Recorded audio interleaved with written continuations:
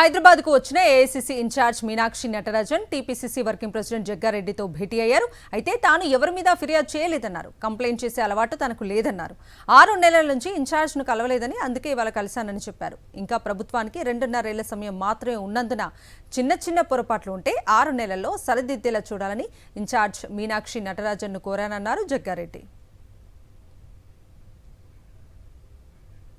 వచ్చే ఏడాది నుంచి ఎన్నికలకు సిద్ధం కావాలని మీనాక్షి నటరాజన్కు సూచించాను అంటున్న జగ్గారెడ్డితో మా ప్రతినిధి Rakesh face to face. Hyderguda MLA quarters లో ఇన్ఛార్జి మీనాక్షి నటరాజన్తో భేటీ అయ్యారు వర్కింగ్ ప్రెసిడెంట్ జగ్గారెడ్డి. అయితే జగ్గారెడ్డి భేటీకి కారణం ఏంటి, ఈ అంశాలను మీనాక్షి నటరాజన్తో చర్చించారు. ఈ అన్ని అంశాలు మనతో మాట్లాడడానికి జగ్గారెడ్డి ఉన్నారు. సార్ చెప్పండి, చాలా రోజుల తర్వాత గాంధీ భవన్ కి దూరంగా ఉంటారు, అప్పుడప్పుడు వచ్చిపోతున్నారు. ఇప్పుడు ఇన్ఛార్జి మీనాక్షి నటరాజన్ కూడా కలిసారు. ఏంటి ఏజెండా, ఏదైనా పొలిటికల్ ఉందా? నేను మేడం కలవక 6 నెలలు అయింది. 6 నెలల కిందట జనరల్గానే వచ్చి కలిసిపోయినా. 6 నెలల తర్వాత మళ్ళీ ఒకసారి కలవాలనుకున్నా. 10 రోజుల కిందట మీనాక్షి గారికి ఫోన్ చేసిన. ఈ మధ్యలో మీరు ఎక్కడ ఢిల్లీ హైదరాబాద్ వచ్చాడు చెప్పండి మేడం, కలుస్తే ఈ మధ్యలో కలవక 4 నెలలు అయిందంటే అచ్చిపోతాయి జగజీ వాళ్ళ పిఏ ఫోన్ చేస్తే వచ్చిన.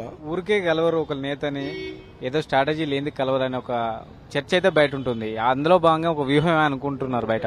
ఒకటి రాకేష్, నాకు కాంప్లైంట్ ఇచ్చే అలవాట్లేదు. బేసికల్ గా నా పొలిటికల్ జీవితంలో కాంప్లైంట్లు నేను ఇవ్వ, అది ఆ అలవాటు నాకు లేదు. లేని అలవాటు కొత్తగా చేసుకోను.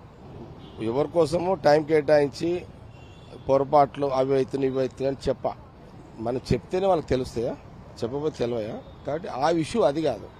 నేను 6 నెలల తర్వాత మేడం కలవాలనుకున్నా, కలిసిన సందర్భంలో ఒక మాట అయితే, జనరల్గా గ్రామం నుంచి జిల్లా నుంచి హైదరాబాద్ వరకు మనకి ఈ 6 నెలలు ఇంకొక 1 ఇయర్ అంటే మనకి ఇప్పుడు 2.5 జూన్కి 2.5 ఏళ్ళు అయిపోతుంది కదా, మనకి ఇంకా 2.5 ఏళ్ళు ఉంటుంది. అందులో ఈ 6 నెలలు మళ్ళీ తర్వాత 1 ఇయరే మన ఫంక్షనింగ్ ఉంటుంది. తర్వాత 1 ఇయర్ ఎలక్షన్ ఇయర్ కదా, కాబట్టి ఈ 6 నెలలు మళ్ళీ నెక్స్ట్ 1 ఇయర్, ఈ 6 నెలలు నెక్స్ట్ 1 ఇయర్లో ఏమైనా చిన్న రిపేర్స్ ఉంటే దాని మీద బెటర్ దృష్టి పెట్టండి అని, అంతే. అంటే ఒక రకమైన అడ్వైజ్ చేశారు మీరు. ఎంత పెద్ద షోరూమ్ బండి అయినా ఒక్కోసారి గుంతలలో వాడి బండి తెలియకుండా రిపేర్లు వస్తుంటాయి, రావా? షోరూమ్ బండికి రిపేర్ రావద్దన్నా కదా. ఏమైనా చిన్నవి ఉంటే రిపేర్స్ ఉంటే అంటే మనకు ఇక 2.5 ఏళ్ళు లాగేసారు. ఇప్పుడు ఒకటి రాకేష్, రాష్ట్రంలో డబ్బులు లేవు. పోయిన గవర్నమెంట్ ఖజానాని ఖాళీ చేసిపోయింది.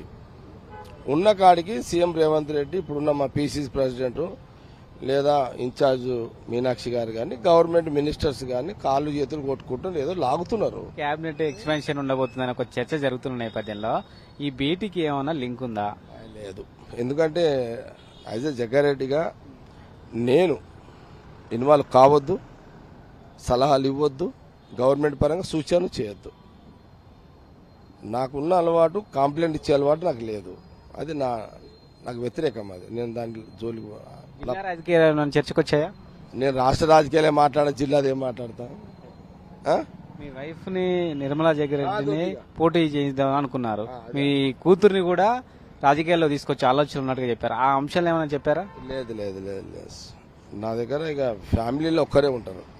నా లైన్ అది, నా లైన్, నా కూతురు లైన్ కూడా అదే.